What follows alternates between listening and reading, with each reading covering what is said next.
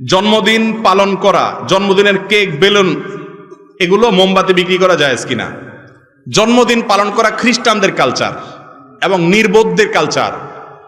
একটা বছর শেষ হয়ে আপনার নতুন একটা দিন আসছে জীবনের, জন্মদিন যেটাকে বলি আমরা।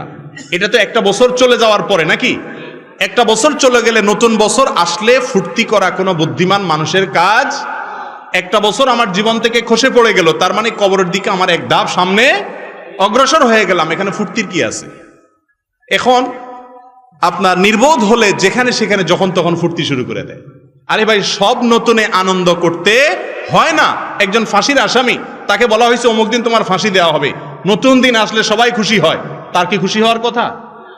তার তো আরেকটা কদম আগায় গেল ফাঁসির কাষ্টের দিকে।